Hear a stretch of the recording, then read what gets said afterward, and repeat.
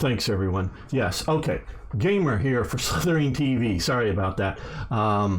We're going to be playing Order of Battle Allies. Maybe something with a Tonga explosion. Could be. That's really interesting what's going on out there. I hope people are as safe as they can be out there. I have not been following that closely, but I do know of the somewhat underwater volcano going off and causing lots of problems there. Right, okay. We're going to be continuing where we left off with the Kasserine Pass scenario. I know a few others have played it here for Slitherine, but we're going to be talking about Kasserine and two persons that are involved in it. Keith Anderson and Lloyd Fredendall. You probably mostly, you've heard of at least one of them probably, but you may not really know who they are because it's somewhat obscure personalities of World War II. But before we get into talking about all of them, we're going to get to some action here. Okay. This, I believe, is supposed to be the British over here are Nick Force. Been reading a bit about it, but we've already sort of moved them, a lot of them, that we were going to move up because I'm not moving out. I'm firing artillery where we can, and we're hitting there. Don't do we attack? Well, we can wait a turn. There's no pressure there. And thanks for following. Les Hark Cold Eyes. Probably butchering that, but not good with creative names, shall we say. Okay. We're going to use our artillery, pound this anti-aircraft gun. Right, okay. Now,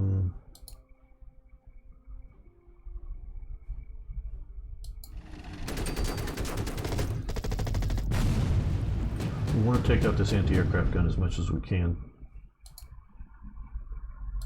here to deal with save our aircraft from damage.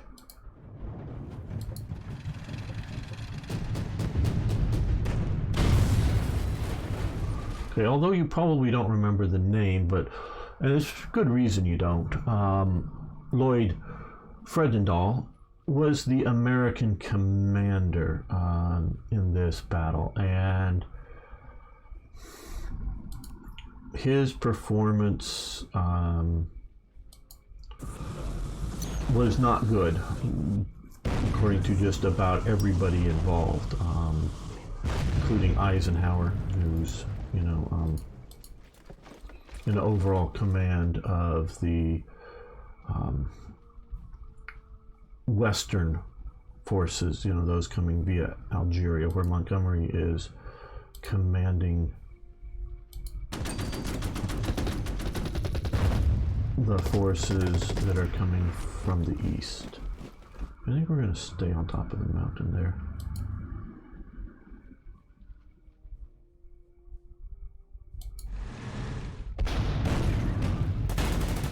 And so he gets relieved of command, which is something you really don't want to have happen to you after this engagement. We're going to stay right where we're at for these guys. Battle of Kasserine Pass was the first major U.S. defeat on... Yes, well, it was the first major engagement, I would say, of the U.S. forces in World War II in the European theater of operations. I think I've couched, because North Africa is considered part of the European theater of operations. I think I couched that right. First major engagement, because you already had the Philippines engagements, of course, and I think by this time Guadalcanal. I don't link all of the battle between the Pacific and the European theaters up exactly right in order, but and I don't consider the Torch landings a major engagement. It's a major landing operation, absolutely, and really, and since it's against an opponent that is not wholeheartedly fighting you, and who, at least by 1942 standards, doesn't have a modern army anymore, the Vichy French, we can call them there. it's a good training operations for that, but I don't consider that a major battle. The first real battle that the Americans face against a German opponent, against Rommel commanding, is the Kasserine Pass. Now, and so it is a defeat for the Americans. It is overall in command was Kenneth Anderson. He was the British commander in overall command of the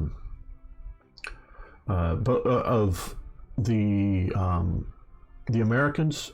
What is it? The Second Army? Gotta look at that up. I forget.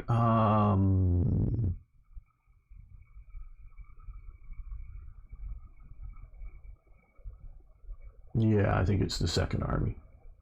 So he's of the American Second Army, the British forces coming from the west, and the Free French forces, which we see here now. We've talked a lot about Free French earlier on. So he's in overall command of this. This was Anderson's first big. We're going to do an airstrike against these trucks. Trucks are vulnerable to strafing. I hope I have enough fuel for this. It'll start giving me red warnings if I'm running down on that.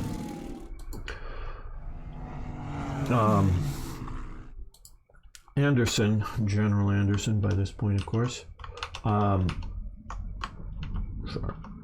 He was a Scottish officer, career officer in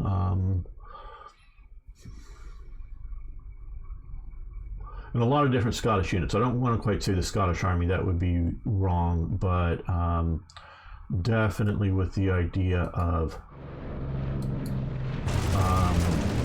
various Highland and other Scottish units. He had he took over for Montgomery when Montgomery leaves command of his division in Anderson is comes over early days with the BEF as a commanding a brigade, and takes over Montgomery's division after he leaves, and Anderson is the guy who fully evacuates it out through Dunkirk, and though goes on to different commands after that, doesn't stay in charge of the division after he gets it out. So he has that sort of experience. We can afford the points here, so we'll get that up as sort of elite force here. They're still in a decent blocking position.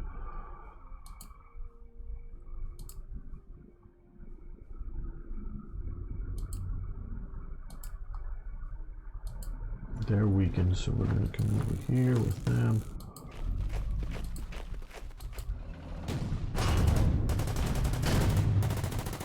Italian vehicles are a little better than ours, but we're going to push and hard on them. We're damaging them some.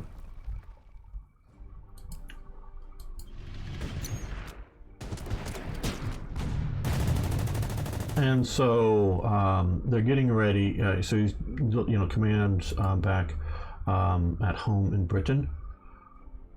Let's threaten. Hello. Should do better reconnaissance. I didn't know they were there. Good. Seeing that, let's do some more reconnaissance. Get that there. Now here, okay, good.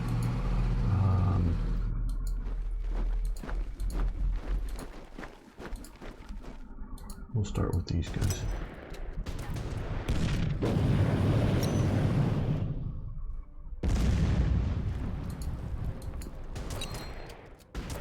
What's the combat quality for your French units? Was it at least comparable to Italian troops?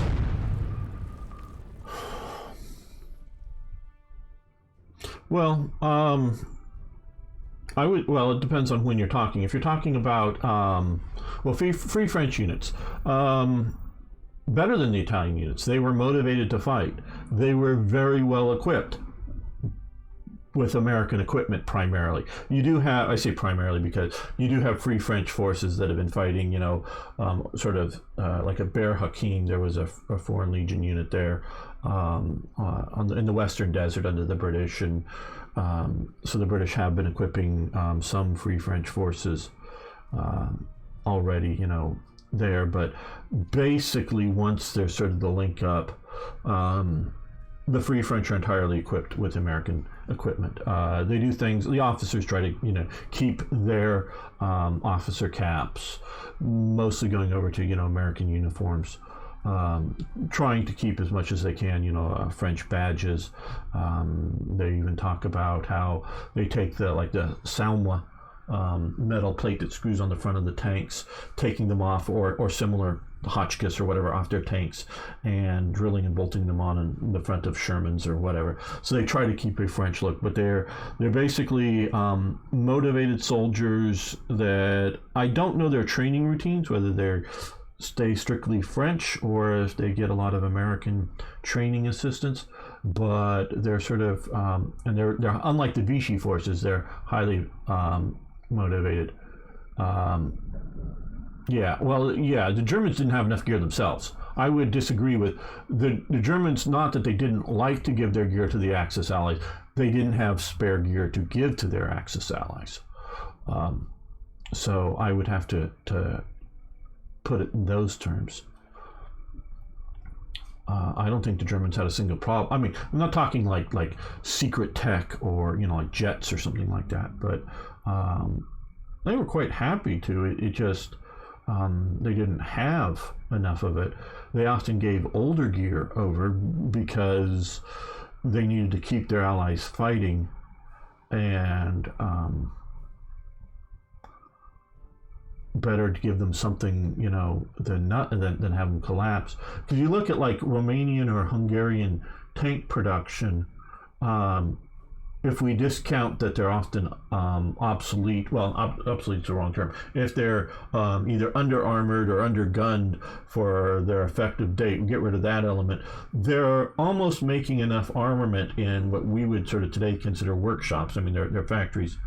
Enough armor to keep like their one division, somewhat equipped, because sometimes combat losses can be higher with tanks. So they're making 30 of these, particular tanks. And we're going to be talking Romanian or Hungarian or whatever.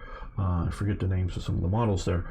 They're, and you look at their production numbers. They're making 30 of these, in a 3-4 month period or something like that. And sort of keeping that one division somewhat equipped, but again, they're out of date, and German stuff is just better. So, in quality, so it's in production scales. Just for their allies are just so pathetically little for a modern war. And so, like these Free French forces. Now, these Free French forces here in 42. Would probably be a mixed bag. Trying to remember some of the stuff I've read in the past. I don't think the Americans had yet had enough force, extra material to significantly re-equip these Free French forces. So they would probably be fighting mostly with French equipment, at Kasserine. But they continue on, and as the North Africa campaign continues, they're getting equipment poured into North Africa, and when they're fighting, say, in Italy, whether Sicily or up in Italy, and there are Free French forces, they're well equipped by the Americans and are fighting well against the Germans quite effectively. Let's see, is there anything major here that... Okay, we're not moving these forces. I know there's a... was there somebody here we wanted to... we can fire him. Okay, that's good. You should see about that. He's out of range.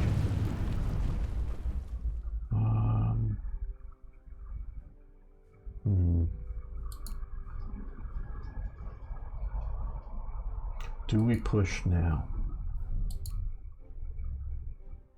pre-Polish or fully equipped with. Yes, they came out of Russia through Iran.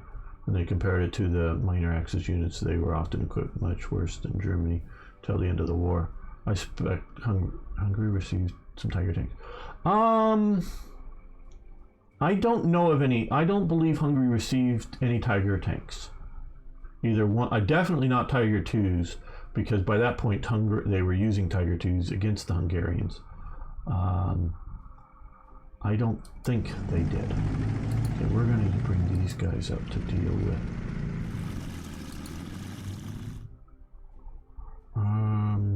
Do we want to use these as anti-tank guns or artillery pieces? We'll keep them as anti-tank guns and move up. Okay. Let's move you here. I'm feeling bold.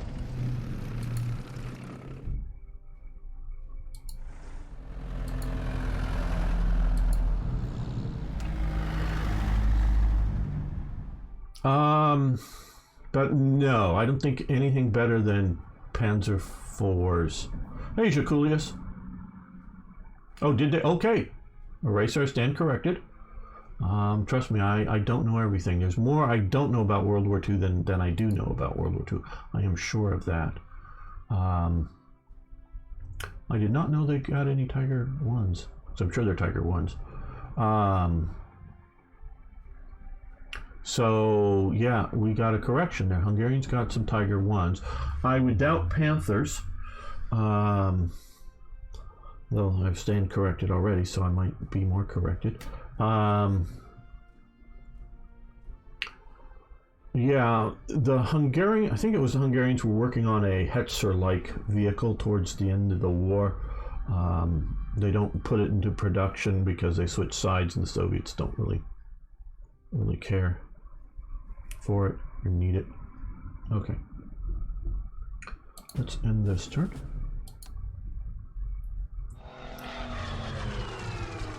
Okay, a single strength air unit is there. They moved their mobile artillery away from my infantry. They reinforced it. They're firing my infantry there. They're coming across the wall. That's just what I did not want to do to them. They're coming up against my jeeps. I should have retreated a lot further, but yeah, I've got to run away. Good. They moved to there, it looks like. Good.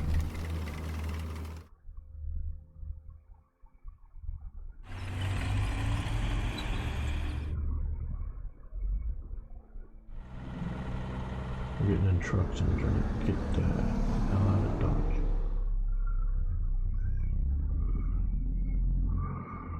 As a war contribution to these, who did better, the Hungarians or the Romanians? That's a tough question. The Romanians contribute, as far as I remember, larger forces. Romania is, of course, more important for its oil.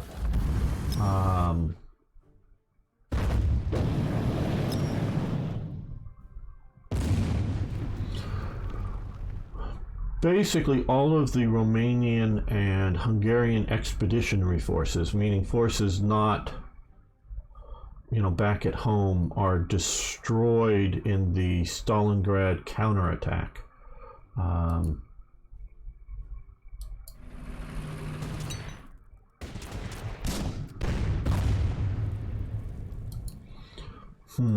Antonescu was a pretty good general, but the only one that von Manstein at all respected.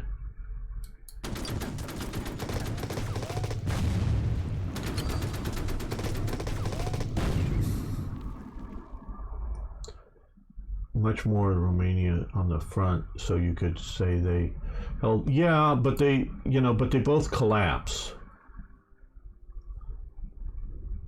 Yeah, von Manstein respected Antonescu. That was the only general, a Romanian general, that von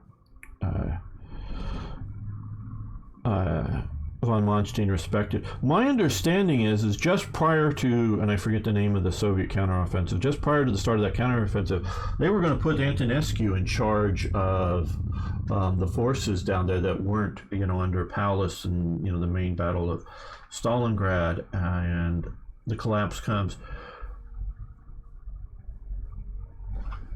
The Hungarian, and I know we're on North Africa, but we're getting into, and I know a lot of you have just been watching Yagdog play on the Eastern Front. In my opinion, the Italian, Hungarian, and Romanian forces just are not capable of dealing with the Soviet forces. And I say capable, partially because of the armor situation. None of them had sufficient weapons to deal with Soviet armor.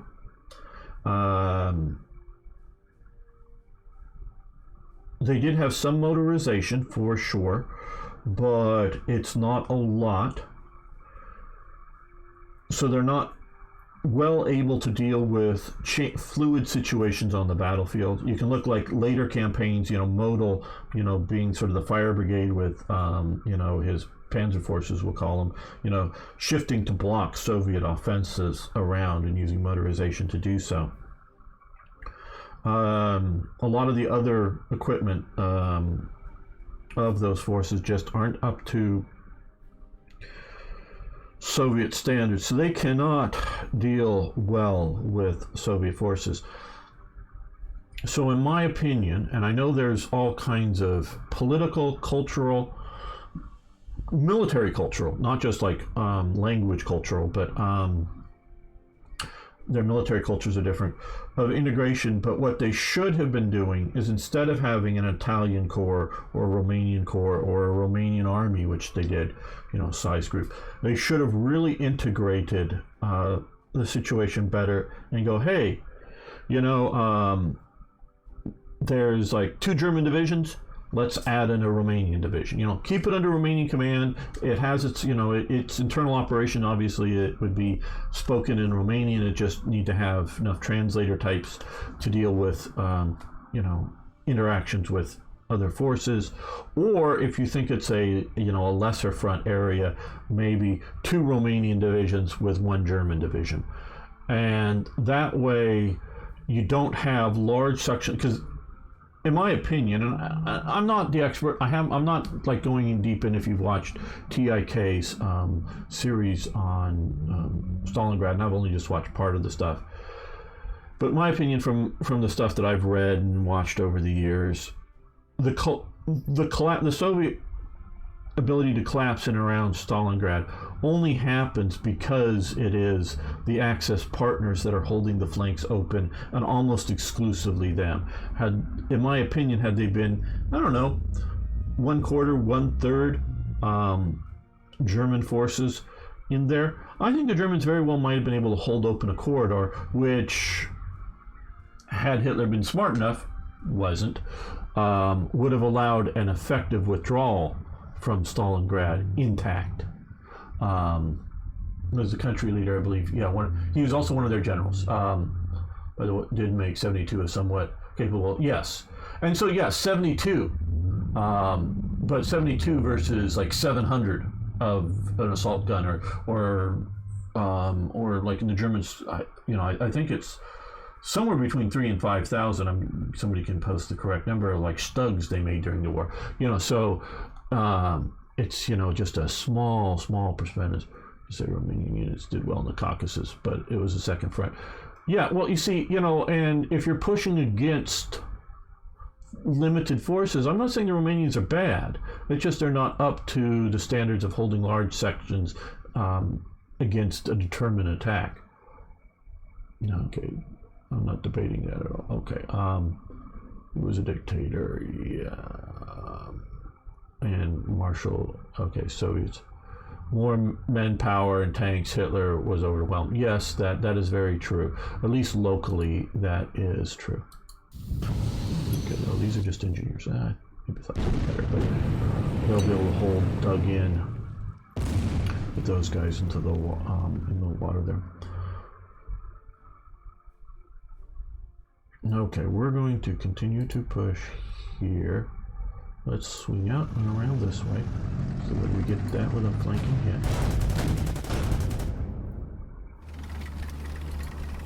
And we're going to come up to here with our other tank destroyers.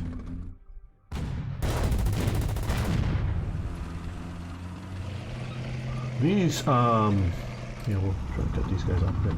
These M3 GMC vehicles actually had World War I French guns mounted on them. Let's see, we can totally put this tank into bed. No, we don't need to get into the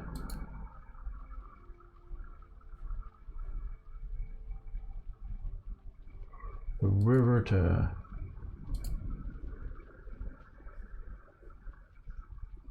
okay. We're gonna come in here and fight the Caro Armato M1542s with our Shermans. And we're gonna come over here. Oh well, before we do that, let's fly you over to here and shoot you down. Yay, they got shot down. Are these in range? Yeah, they're in range here. Right here. We'll strike here.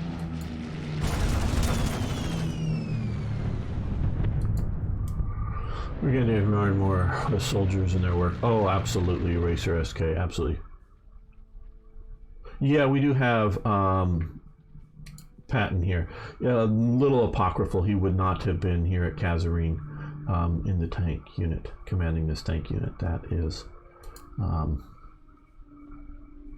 not quite what would have been the thing.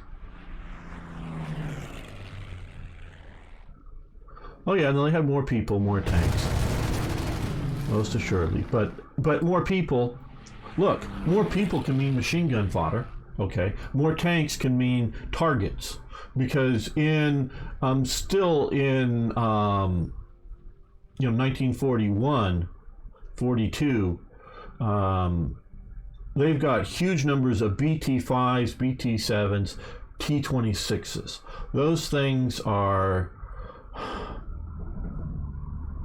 compared to a Panzer III, those things are sort of targets, quite honestly. Not that they can't take out a Panzer III, but the German ability to move, shoot, and communicate is just going to be so much more than the Soviets. It's the T-34-76s, the KV-1s. Those are what count, really, in my opinion here. Okay, I'm trying to see what I should do here.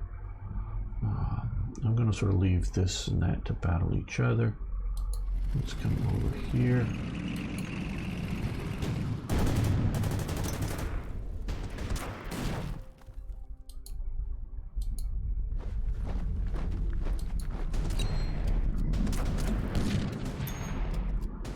I'm sort of mad at these guys for my Jeep.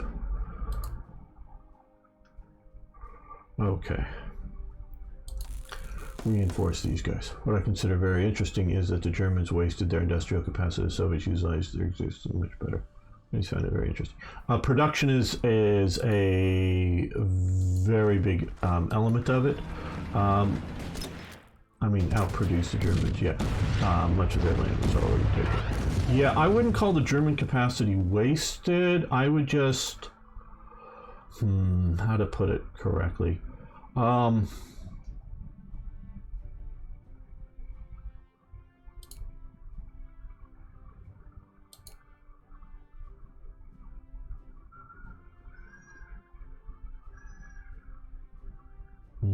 Let's move these guys up here. Let's move these this way. I would put it more their priorities for production. And not... Germans prioritized quality over quantity.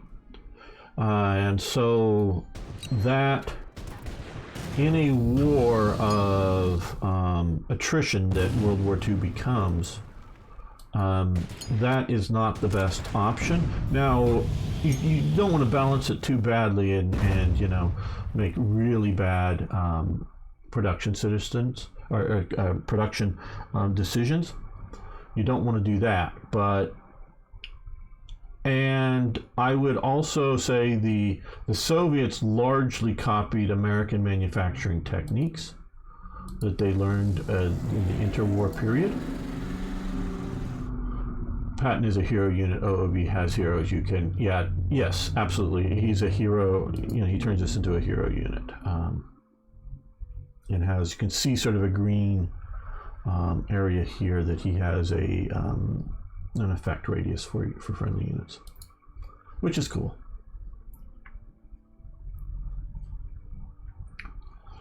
Right. Okay. Well, they moved to here, if I remember. We're keeping our rangers in the mountains because they can do things cool there. Okay.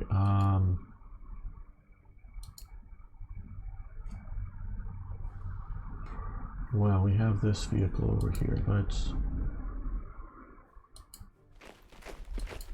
I figured they were going to run away, so I didn't want to move another unit because they're going to. Oh, maybe not dash as far as I thought.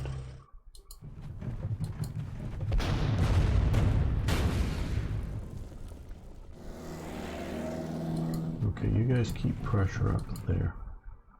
Let's.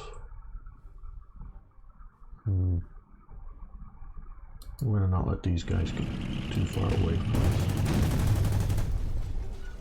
Okay, well.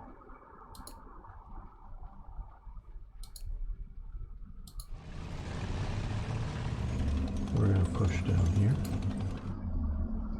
They're going to march up this way. They're going to march this way.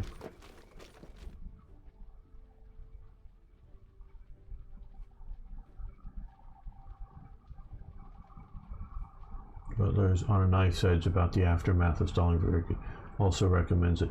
Yeah, look, there's a lot of detail out there. Some of the stuff, quite honestly, I really have more what I would go with surface knowledge of.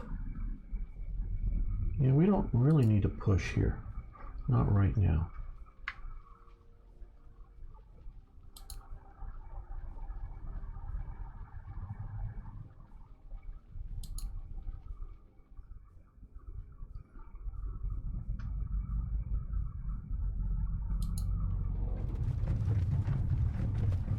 There we go.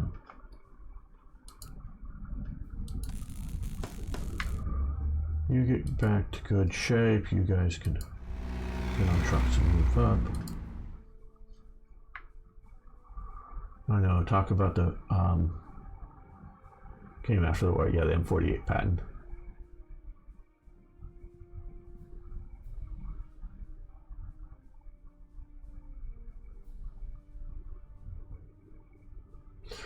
Well, okay. TIK does have his economic views. Very much rooted in the Austrian economics.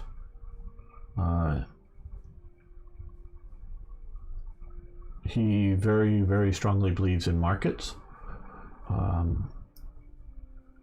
And so you have to take that into consideration. I'm not in any way saying he's wrong. I think in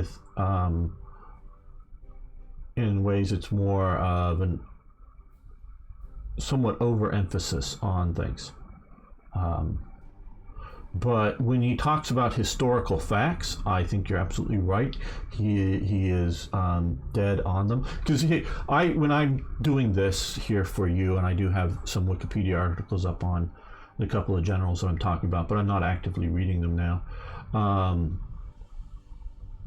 I call it historical commentary because I know I'm going to get details wrong, and I'm also giving you my opinions on things.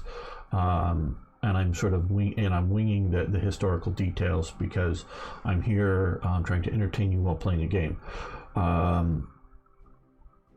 it would be different if I was producing a video about Kasserine, and I would have note cards or something with all the historical facts, and that would be solid history. And then I would give you my evaluation, because if you just want solid history, you can go to a book, you can go to some other documentary, and just get a solid history. I want to try to give it, value plus history plus sort of what I think. So I don't disagree at all with TIK's sort of style of giving his opinions. I think it's good.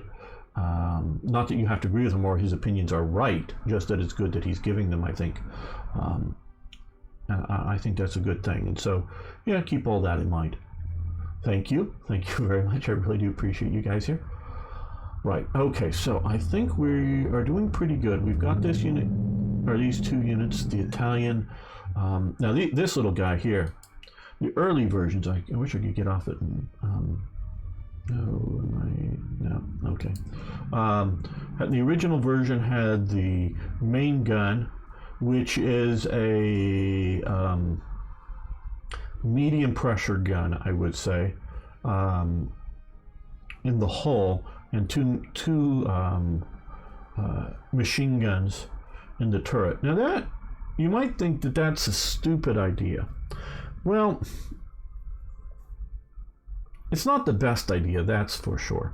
But it's not that bad of an idea if you consider how the Italians were sort of kind of thinking tanks were going to be used.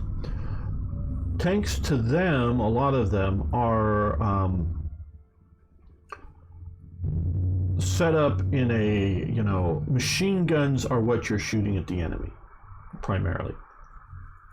And so you want your machine gun to be able to effectively engage fast-moving targets, shall we say. As infantry pops up from one position and dashes, whether towards you or away from you, you want to be able to get your machine gun over on them and put some fire on them quickly. And then when you have an identified hard point, a machine gun post, an anti-tank rifle post, or whatever like that somewhere, then you can easily swing your vehicle around and put your main gun on it and fire away at it. Now, for armored warfare, it doesn't do so well, because your main threat is other armor, and you need to get that on target as fast and as quickly as possible. And you got to remember, the turret really isn't big enough to have a coaxial machine gun, because these guys didn't have a coaxial machine gun. Their machine gun was down in the lower holes, again, pair of them, where the main gun is up there, because Italian manufacturing literally wasn't at that time able to build better things, bigger things. What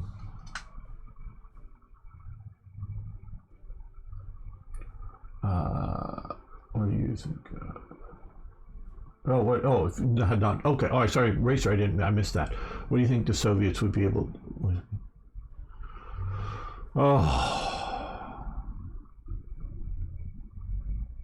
Well, the Americans, FDR would have come in on Britain's side. That is not a question. It's more of a question of how and when and whatnot once it was in, because Japan was seen as an Axis ally.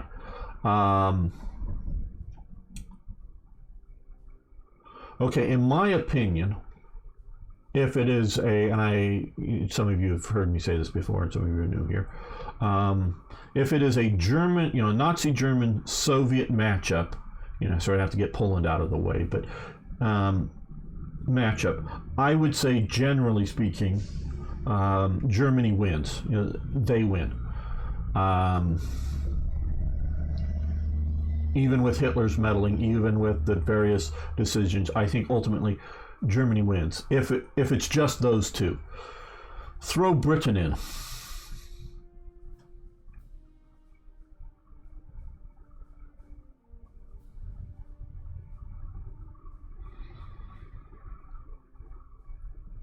Does America get to make arms for Britain? Does America get to do a lend-lease? Then it becomes in doubt, because the America can lend-lease to the Soviets. You know, now it wouldn't have been as big an operation with Liberty ships and all of that, but it comes into doubt at that point. Because if you don't have the fear of the Japanese, you can have much more efforts from India, from Australia, even New Zealand, and definitely places like Canada that I think can win the naval war and keep Britain functioning. I don't know, but it would take another couple of years, I would say, for the... And now we're going to fly down. Oh, I guess to here now. You're just doing reconnaissance, you're zipping around looking for units. It's a tough one. And of course my opinions are just sort of this way, just there's lots and lots of what ifs in there. Lots and lots. What if this happened, or what if that happened, or how would this affect this other thing? Just generically.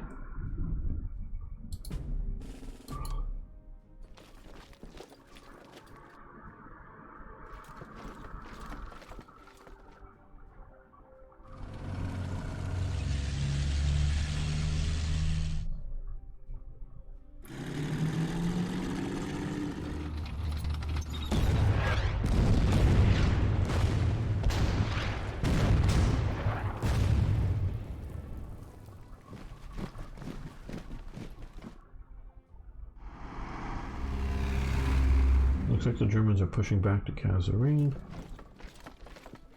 Or pulling back, I should say.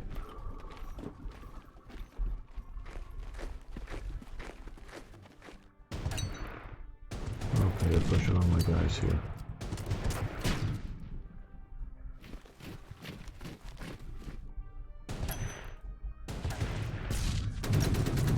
Fortunately, it's fairly weak, so these guys are going to be okay.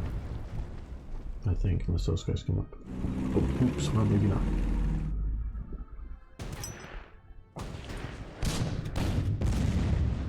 Nope, they're not okay. We can now categorically determine that those guys are not okay. Right. Well.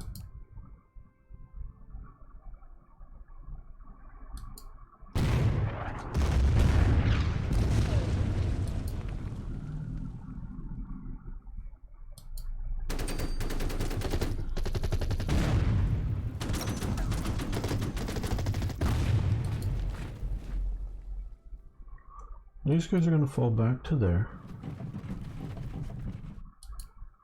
These guys are going to move to there. These guys are going to march through the mountains and shoot at the guys without any supply. These are going to come and push down to here. Our reconnaissance friends over here are going to get... Well, let's shoot at you with these guys, and they're going to run away somewhere.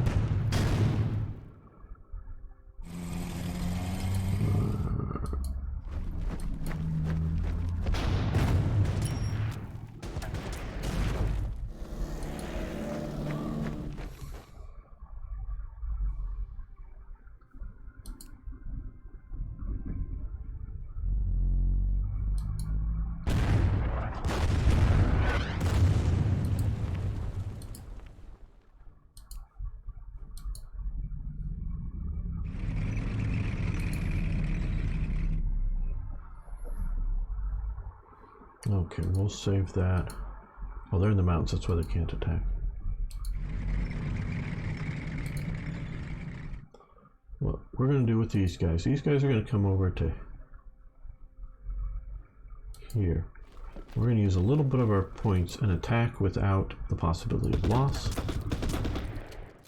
That's the special function of the Rangers. Now that they're weakened, we're going to hit their... Fought against the Japanese... very much so. After all, the British did not consider the greatest defeat in World War II, Dunkirk, but Singapore. Oh yes. Well, Singapore, of course, the British could have easily won Singapore. Eraser SK, and everybody's heard it probably here before, but I'm going to say this now. Again, warfare is a political act, okay? Politics is perception, okay? Right? Blanking on the name of the British general in charge of Singapore, but he perceived that he was defeated by the Japanese. The Japanese had defeated all of the blocking forces laid out before them, often by turning their flank. But literally, the Japanese did not have any ammunition to sustain any fight. So had the British done any sort of push back against the Japanese, had they just sat there and waited long enough, the Japanese could have pushed more supply down to their forces surrounding Singapore, and either they had captured or were going to capture rapidly the main water supply that supplied Singapore. So a siege, the Japanese would win, but had the British, and there were like aircraft that the Americans sent in, they were still in crates in Singapore when the British surrendered there, and there was lots of munitions. And had the British just pushed at that point, the Japanese would have collapsed at Singapore. Now, we of course didn't know this until after the war was over, but and this is why, what would happen if, and big things, if America doesn't enter, if Halifax was prime minister after Dunkirk, even if it was a success, I think Halifax would have negotiated with Hitler. Not a surrender of Britain, but a armistice of some sort.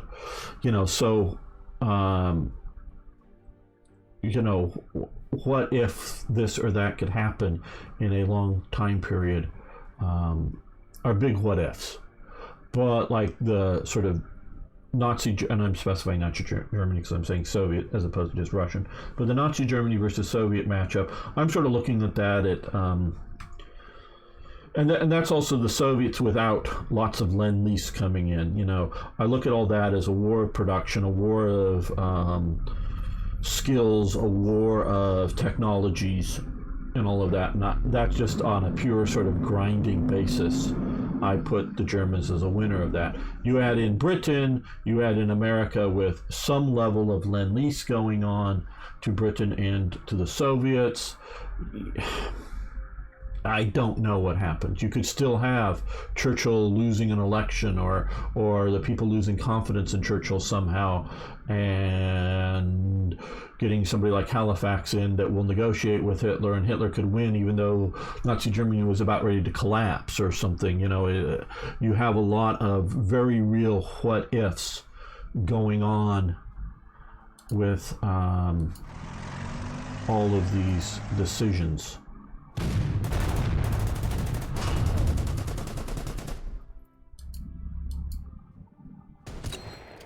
But yeah, what was it? Something like 30,000 plus troops were at Hong Kong, I think it was. There were several divisions there, sort of guarding Hong Kong, if you will, that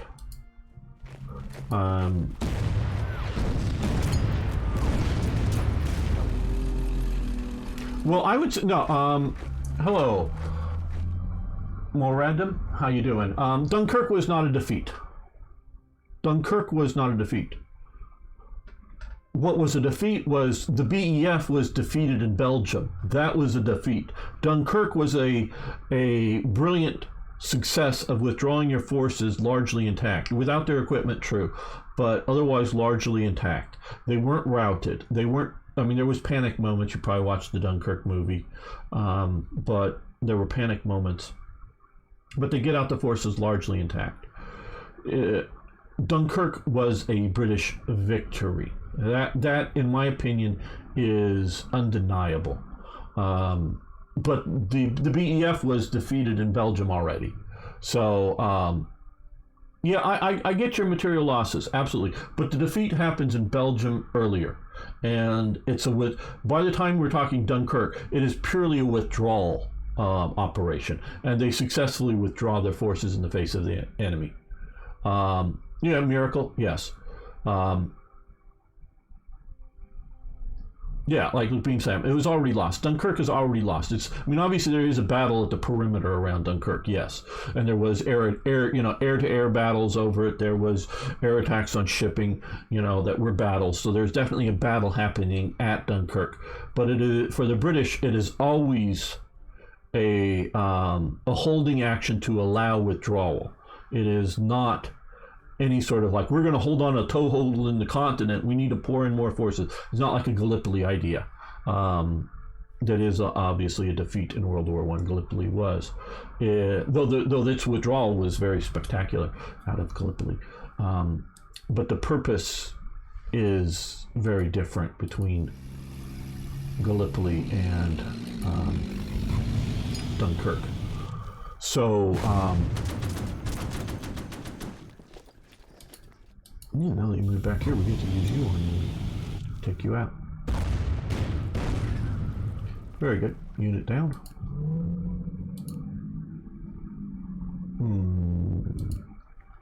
We're going to move you here. And kill you with that. Yay. And we'll get you onto the road. Okay, you can come all the way down to there. Let's move you not via truck to here.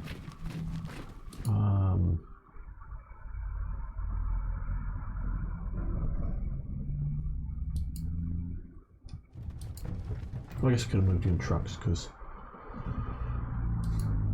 we don't really have enemy air up. But oh well. Definitely not trucks to the front line. Okay, you can only move a little bit, so we'll move you up to here. Well, it might have been better to...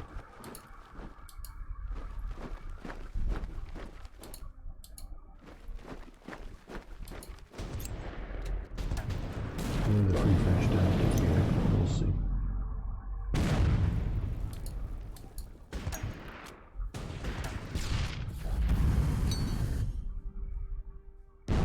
Well, Singapore was something of a Gibraltar in the east, and it was very well defended from, the sea, naval attacks.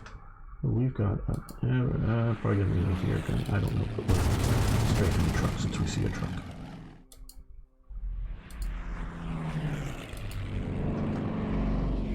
Okay, we have our other fighter here. It's fairly weak. Let's fly you back here and land. Yes, and land. And I think we'll do the same with you. Get you repaired. In my opinion, and again, get to my opinion. Now, I think my opinion is somewhat well informed, but trust me, I don't think it's the final word. In my opinion, had Singapore hold, and what is it, Yamashita was the Japanese commander there? We'll go with that unless somebody wants to correct me. Had Yamashita been defeated, had what is it, Percival, I think it's Percival, had Percival counterattacked out of Singapore, and he would have rolled up Yamashita, because Yamashita literally was even out of like rifle ammunition basically. And not to say 100%, but he couldn't keep his force fighting for a few hours effectively.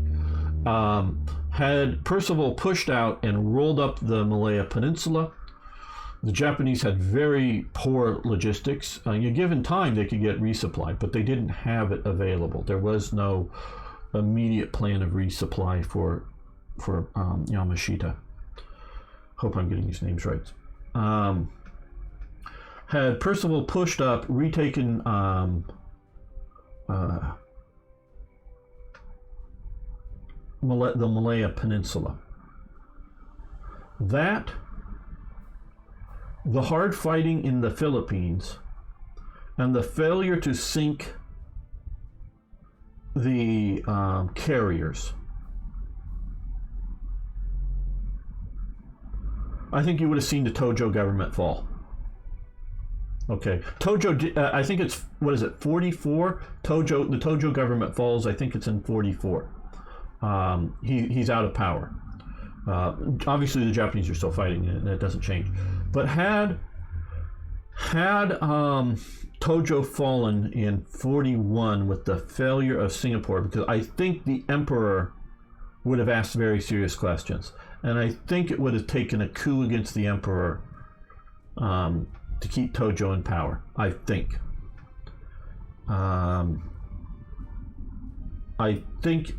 Yamamoto would have been willing to talk to meet with the emperor, and he probably would have been asked to do so. The Japanese, the army keeps the navy away from the emperor fairly largely, literally. But had he spoken with the emperor, I think the Japanese would have, the emperor, again, it's just my opinion here, would have openly requested terms for ending of hostilities. I think because I think that would have happened there. Because whatever success or failure you have in the Dutch East Indies, hell, they're a country that's already been defeated and it's just sort of their colonies in exile. So yeah, that ain't a big thing.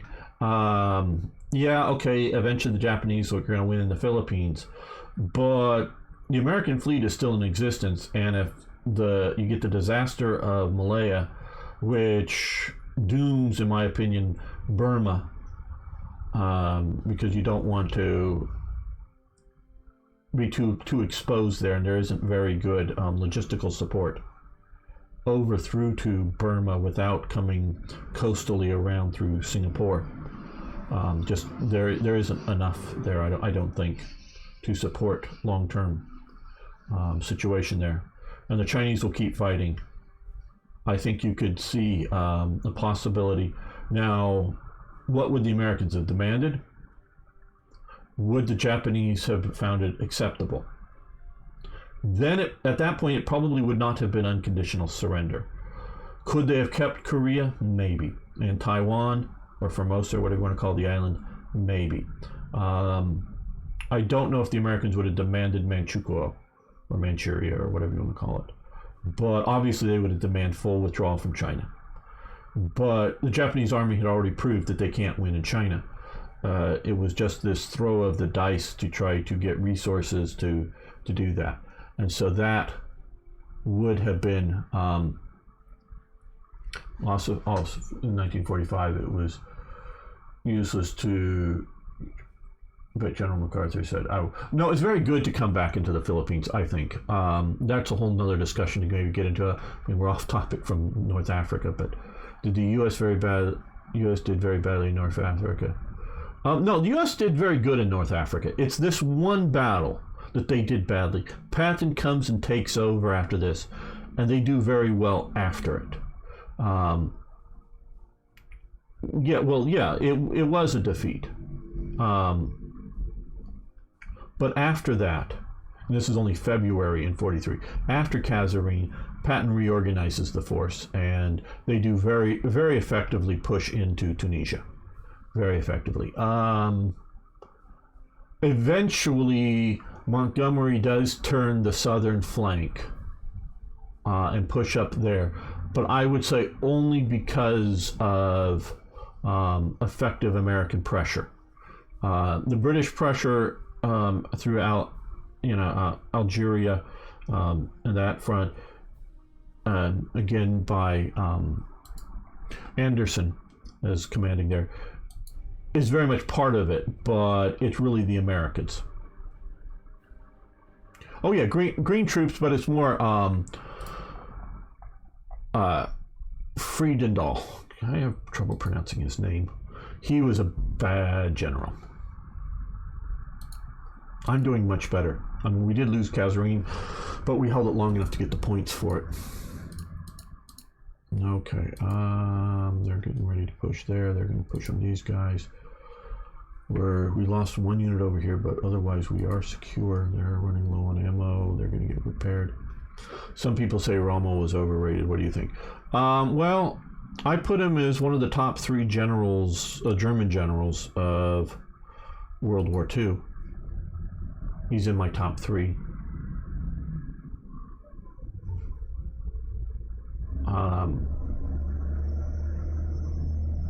Guderian is my top. Probably my second is Monstein.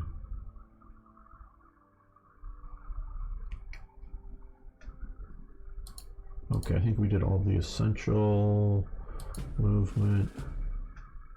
Oh, cancel. What about these fighters? They attacked. Good. Okay. So I want to check.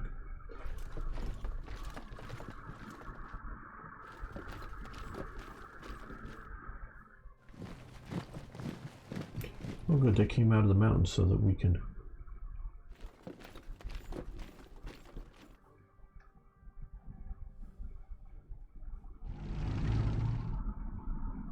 They're going to try to circle all the way around up here? How interesting. Oh, yeah, that's what I was sort of afraid with these moving these Vichy French out. That they come back up this way. Those guys somehow were hiding in the mountains there. I forgot about them. Okay, you come back to here.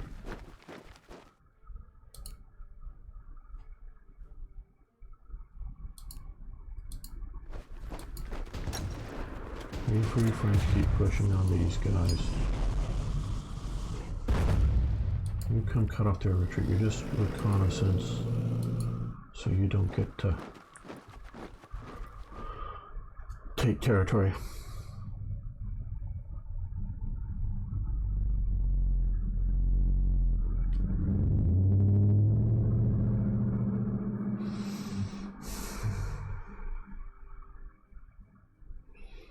Lose tank battles to Germany. Not many, I would say. They may have very well, you know, it depends on how you want to categorize lose battles. At times, I believe the Americans were taking heavier casualties than the Germans in tank battles.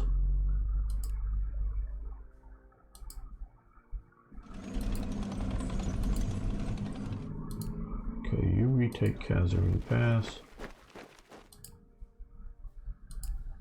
You come up here, we got tank support.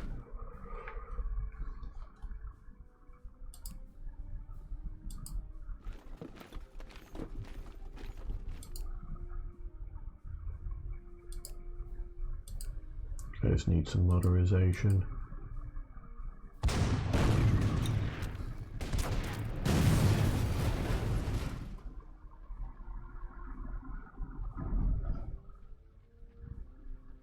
Yeah, very good analysis. That's one reason I like Guderian. And people, you know, oh, Guderian didn't have all these ideas. It was this other guy that worked for him and this other guy here that worked for him. Yeah, he synthesized other people's thoughts. It wasn't like he one day, ping, had the idea that no one had before. But Guderian develops a new way of fighting, new whole tactical element. And then, unlike like Liddell Hart and the other British thinkers, I keep blanking on names. Sorry, people. They're theorists, okay, but you know, and Guderian, you know, of New Modern Warfare, Guderian's also a theorist, but he also very effectively puts it into practice. Like you say, von Manstein is a great strategist. He, you know, Fall Gelb and some of these other stuff, really good. But he is also an effective field commander. Because you can be a good strategist back in the map room of, you know, wherever, and develop plans and like turn them over, you know, for Fall Gelb, and then hang out in that map room and have everyone implement it. Or you can also be a good field commander. That's why I rate von Manstein very high. Yes, logistics, tactics. That's where Rommel does extremely well. But I would have to say, Rommel never gets a chance to be a strategist at a high level. He is never given that opportunity. His, you know, the Africa Corps is just a corps. He's a corps commander under Italian and or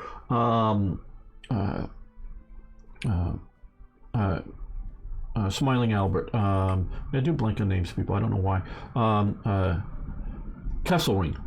Under Kasserine, because that Kasserine is in charge of because it was sort of a Luftwaffe field, though Kasserine was an artillery army officer in World War I. So he's an army officer that switches to the Luftwaffe. So Kasserine is an overall command of the Mediterranean. Rommel's just under him. When it's later upgraded to Panzer Armee Africa, well, he's already defending a pocket. Rommel is. So there's no real strategy there. It's just like, hey, we're defending this pocket. How do we do this well? Then Rommel's command, then he takes over for a while, command in northern Italy, the German forces there. This is before the collapse of Italy. And then he gets moved to organizing up the defenses against the Atlantic Wall defenses against likely invasion zones. So we never really see him in a strategical command. Whether he would have done well there or not, we just don't know. So, but I very much agree with Van Bishop's assessment there. I just went through sheer numbers. German tanks were far superior. No, they were superior, but not far superior in many ways. A lot of detail to go in there. Caen, except of the British, was good. Yeah, Caen. Well, that's we're talking. The Normandy invasions. Yes, Caen was British Canadian. Used the mortar of. Oh, yep, you're right. I should be using that more array. Well, are you saying that as a Brit? Feel odd. Minor battles they did lose, but yeah, we're talking major battles. So I can't. A major battle. I'm not saying this tank platoon versus that tank platoon. The Americans didn't lose, but I can't think of these guys moved down to there. I'll take these guys out. Okay, they look like they're coming around my rear here, so we're going to move this anti-tank gun up here. I know it's still just in truck format, but they're going to hold the rear. These guys, let's just. Oh, we've got enough points. We'll get them up there. And they look like they're swinging around here.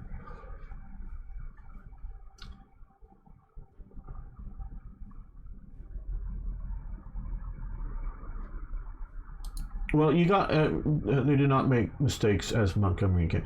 Well, Montgomery is commanding an exhausted force. Britain is exhausted by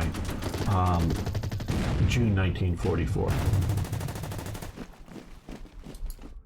So they just really are.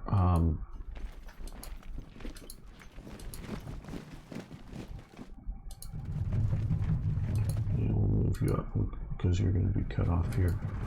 We'll move that way. So you have to keep that in mind, in my opinion.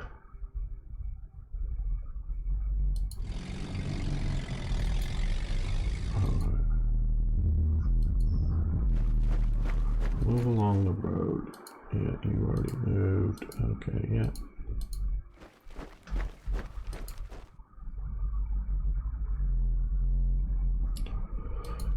Yeah, Falaise, I know, was a bit of a bloodbath, for sure. Okay, you guys are coming back to... I know there's somebody right there. Okay, keep our reconnaissance. In this game, these reconnaissance aircraft can fly forever. They never need refueling. They can get shot down, but they don't run out of fuel. Well, let's see. Do we see them enough? Okay, let's strafing. No damage, but they're strafing. Now mentioning that, okay, these guys here, we're going to repair, reinforce. They're going to land. We'll get to them next turn.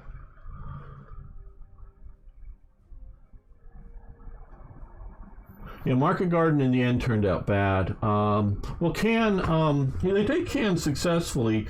It just, there was, I believe, the idea was to take Caen and rapidly push east.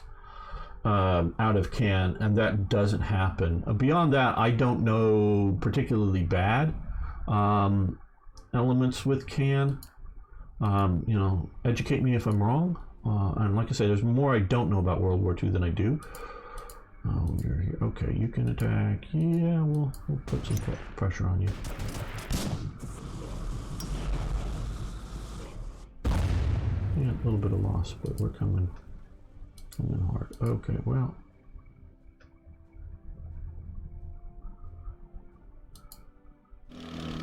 No, we can't attack into the mountains. Those high mountains there, yeah.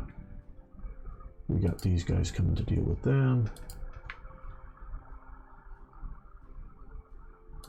But Can doesn't look like a, you know, a blitz, rush out of it.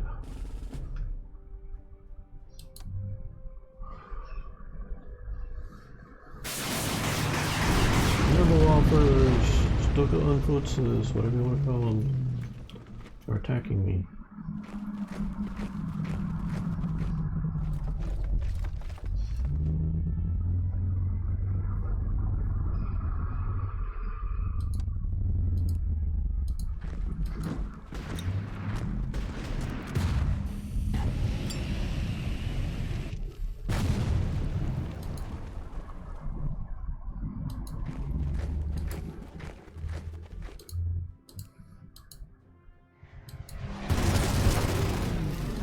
Strafed them, good. Now these guys, they can take off. Start getting moving next turn. We're going to reinforce them for future operations.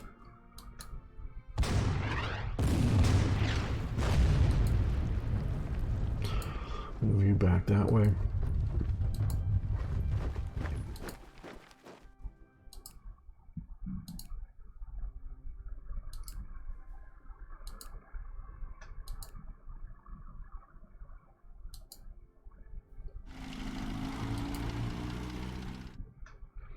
Okay, we have these guys. They're being pesky over here.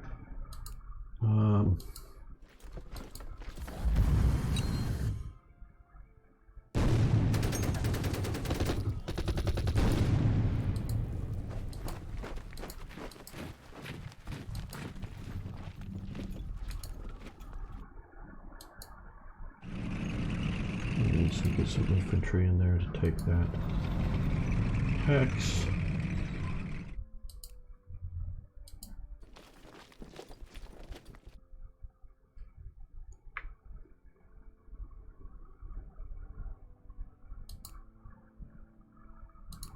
Well, they can move up here.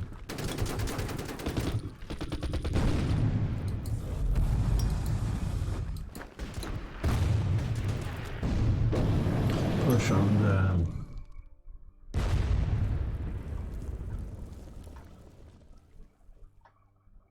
Montgomery have been criticized for being too cautious, but given the increasing lack of manpower. Yeah, that's what I'm saying, Bean Slam. Britain exhausted by mid 44. It really is. You read a guy's book, you get a bit of an admiration for him.